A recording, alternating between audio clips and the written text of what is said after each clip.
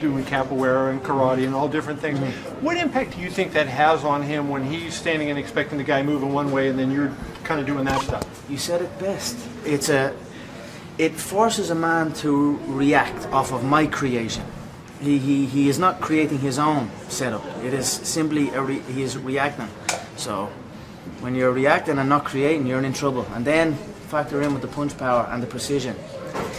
And it's not going to end well for Floyd. And it's not going to end well for all the people who are doubting me and so convinced that this is what it is. And I am just looking forward to post-fight educating the entire world once again what true martial arts is. You had said at one point when you were talking about fighting him that you were concerned about Bayless as a referee. I think it was your team that was concerned about Bayless, correct? No, I mean not necessarily concerned.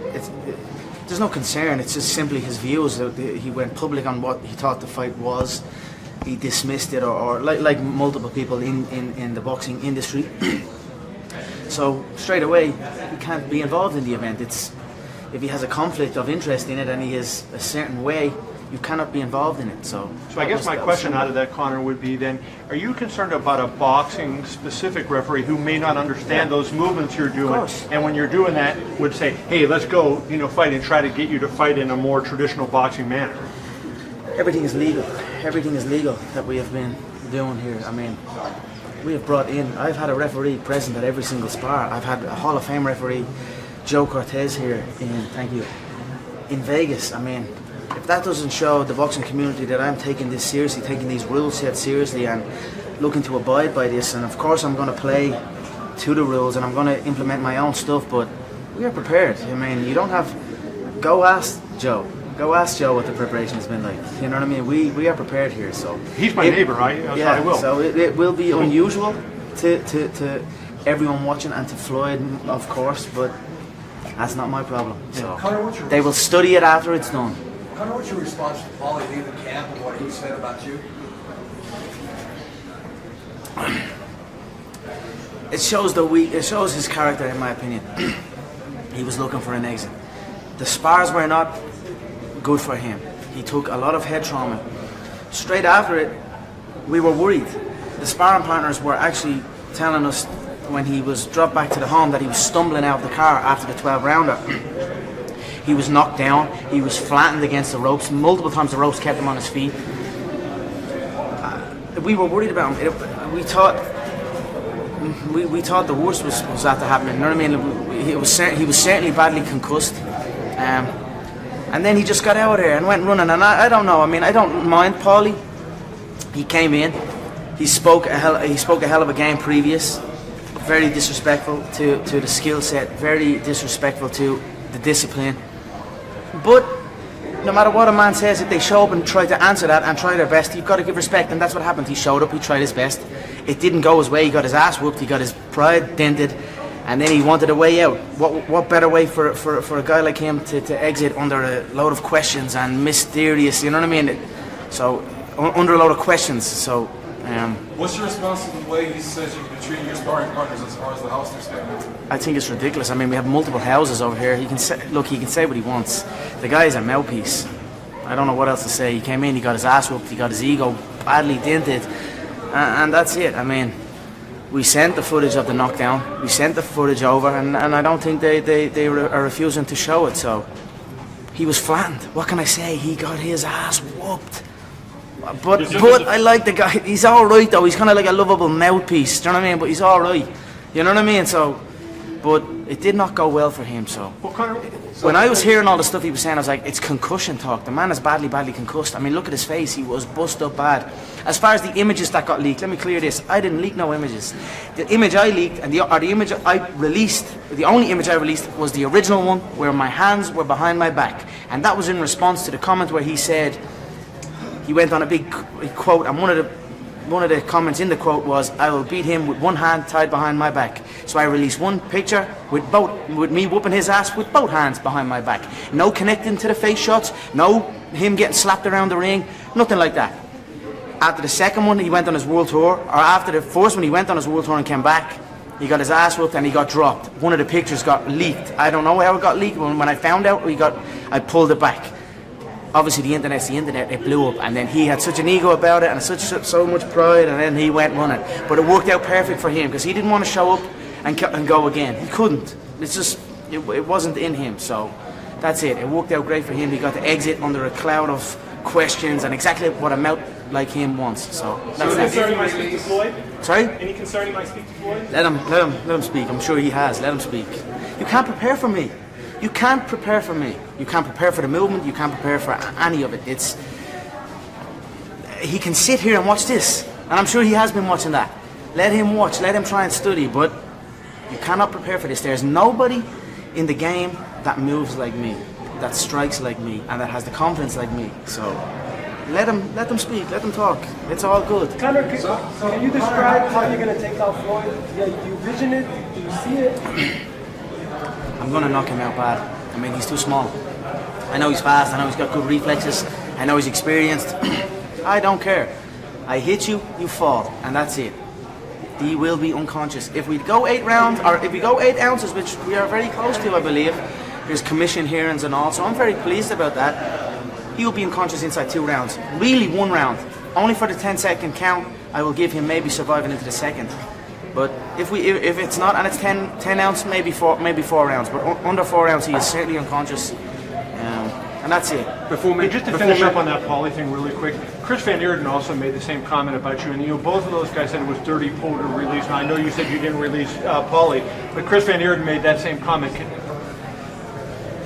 They released first. Chris Van Eerden, that guy, shook hands, such an honour, really nice guy. I was like, yeah, thanks so much, we had a great training session. I was like, oh, he's a nice guy. And then interviews start getting happening, and then they go on these world tours, and he wouldn't beat nobody in the 147-pound division. And I'm looking at this guy like that, and I'm like, wait, what? What kind of shit is that for him to say? He's just been saying it was an honour, and then there's a mad interview going out, and then I'm like, we had the recordings. I'm like, let me see that, because I actually hadn't even seen the spar back yet at that stage. It was like straight away when I left the place. It was like interviews and all this. I mean, this comes with the territory when I'm at this level, so I get it. But this from a face-to-face respect, and then a disrespect, he can't last and he can't do this. I'm like, what? And I asked to be shown the rounds, went back and looked at the rounds, and I'm watching the boy get his head slapped around. We released like 8 minutes of footage of him getting lit up, and then I don't know what to say. Look, it comes with the territory. At the end of the day, I'm the one in here fighting. I'm the one in here doing it. But before most for the commission, I don't believe so. If anything, if we're solving it's stubble. That's the problem, right? For me, stubble and a bald head. have they discussed? No, they haven't. I mean, if they do, I don't give a fuck about that. I don't think so. But let's see. Before most of Mayweather's fights, he has the opponent beaten mentally before they step into the ring. Part of the battle for you was always going to be avoiding that. How do you feel you've shaped up in that regard so far? He keeps talking about under the lights. Oh, he keeps saying he looks good in the gym. I look good everywhere. I look good in the gym and I look good under the lights. In fact, I look better under the lights. So I am comfortable in this. This is my life. I have been under this spotlight for a long time in these mega events also. So do you feel you've taken him out of his comfort zone? Of course I have. You all know. Listen to his words. Look at his demeanour, his energy levels. It's a man that's accepted it. So that's it. Conor, when you first started fighting, was it your goal to become like a master at self-marketing? Because I believe that we have the 2 best self-marketers in the sport, you and Floyd. How did you go about doing that? No, it wasn't a goal, let's self-market. I'm being who I am. I'm working hard, I'm scheduling bouts with opponents, and I'm telling them what I'm going to do to them and how I'm going to do it, and then I'm going and doing it. And then the train just kind of rolls with it, and it picks up steam as the predictions keep coming true, and the world, like, I don't know how many times I've shocked the world right now, and I'm going to shock it once again on August 26th. So with that makes me the greatest self-marketer, or whatever you call it, but it's just simply me doing what I'm doing.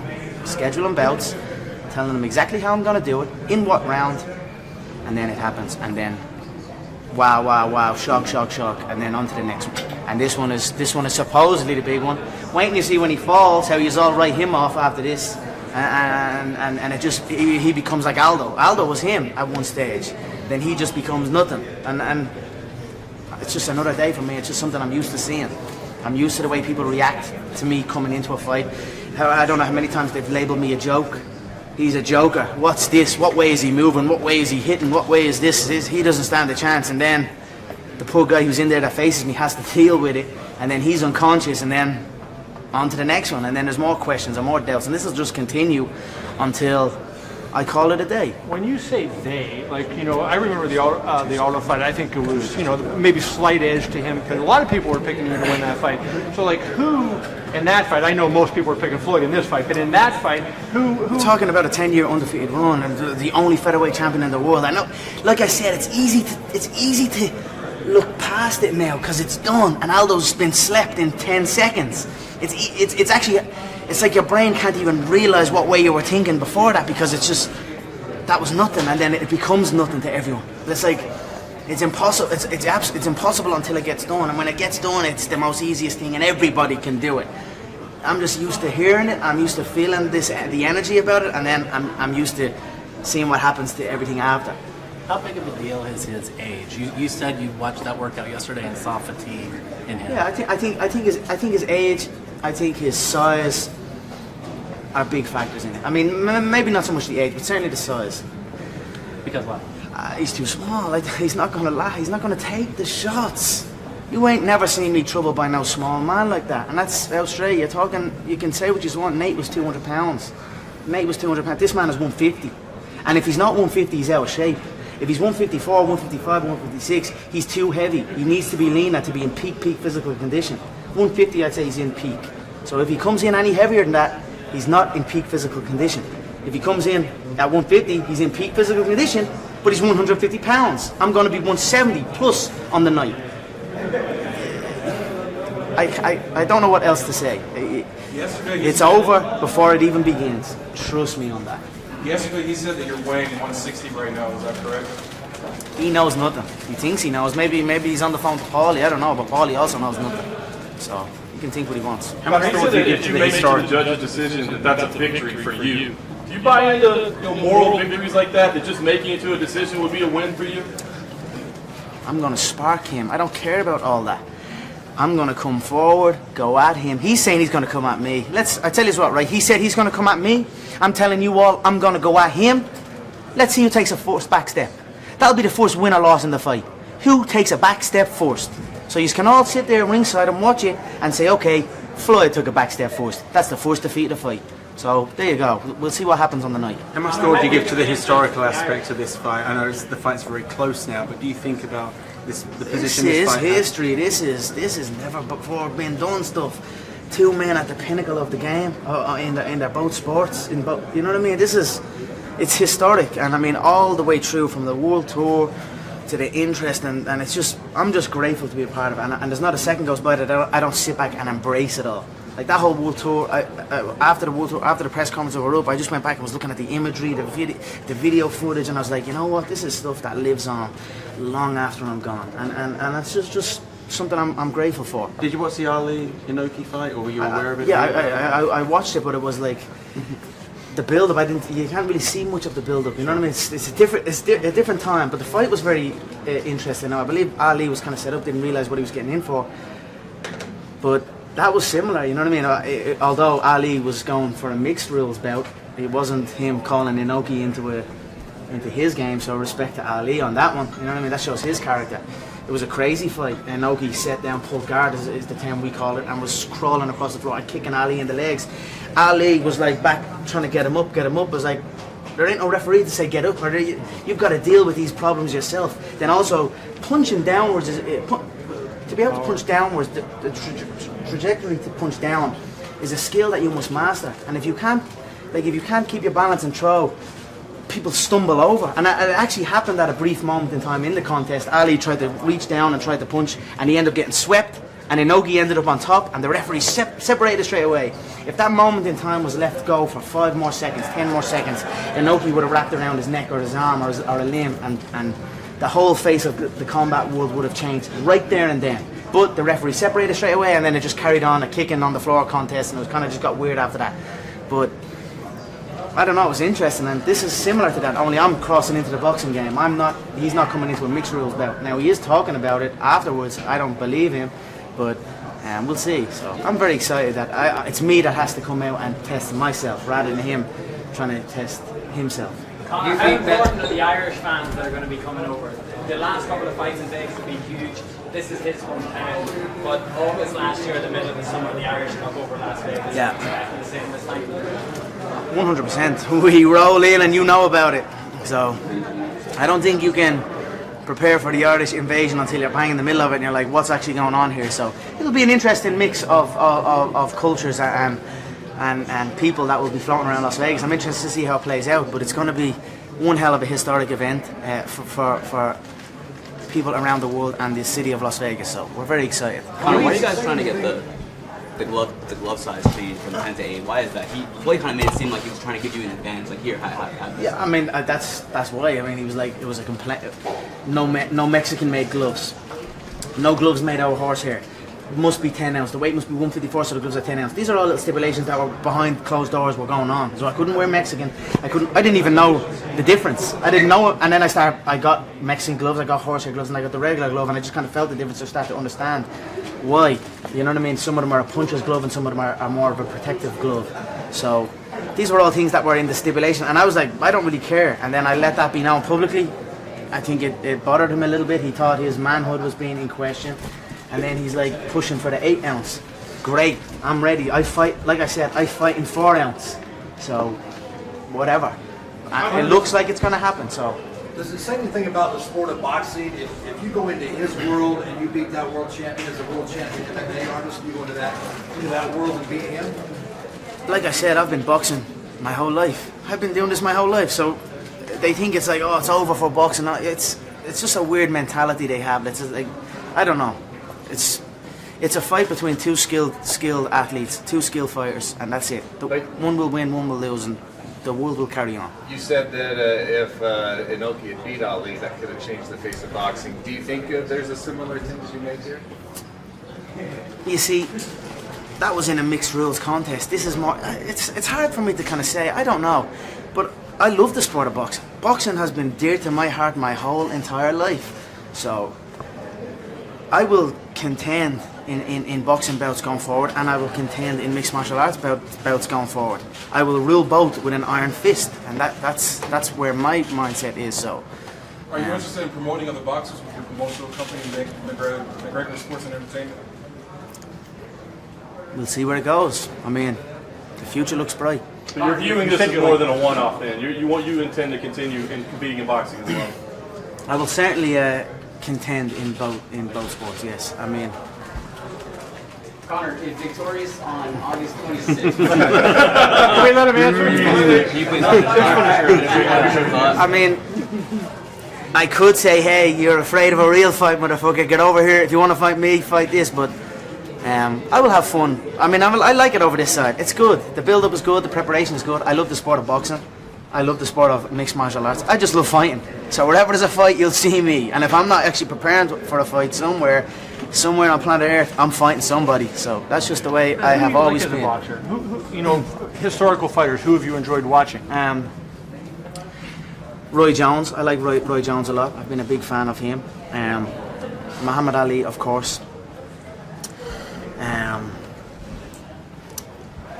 There's been a lot throughout history. I mean, Floyd has been good. I mean, Floyd gets a lot of stick, in my opinion, for his style. And I remember way back when he was preparing to face Hatton, people were ridiculing how he hit the pads. Do you remember that? Mm-hmm. People used to ridicule how he hit the pads. That's not the way you hit pads. And then all of a sudden, when his career goes and he does what he does, now all of a sudden everyone's mimicking his approach. And it's kind of similar to me right now. They're mimicking how I move, how I approach the game. And then I go and do what I do, and then all of a sudden they mimic me. So there's been many great boxers. Prince Nassim Hamed is another one I'm a big fan of. Currently today I like Rigondeaux. I'm a big Rigondeaux fan. I like Lomachenko as well. I think them two should compete. How would they do if they fought? Because they made him an offer. I just think I don't understand why Lomachenko isn't engaging in it at all. There hasn't been one mention of his name, and that kind of is in the last fight he was good. He had some glimpses of what he does. I thought he was a little bit, his energy wasn't right. It was like he almost didn't really want to be there at moments in the fight, I felt. I think he's got to go and make that. That's the fight that's got to happen. That boxing's a crazy game. There's so much in play. Yeah, please. There's so much in play in the boxing game, but it's a great game. Like I said, it's a great game. Who else is in today's game? Canelo and Golovkin. I'm not really too much of a fan of either of those. I think Canelo's a little bit stuck and a little bit flat on his feet. When I watch footage of him, I see him just getting peppered and he has no feet under him. Golovkin, I think, came into camp for this preparation badly out of shape. I'm looking at him badly out of shape up in Big Bear, and I just see a drained individual. So, although they're supposedly up there as well, I don't really think they are. But I like the lighter guys. Lomachenko and Rigondeaux is a fight that I'm eager to see. Floyd's young kid, Gervonta, is okay. He's good as well. Good, strong kid.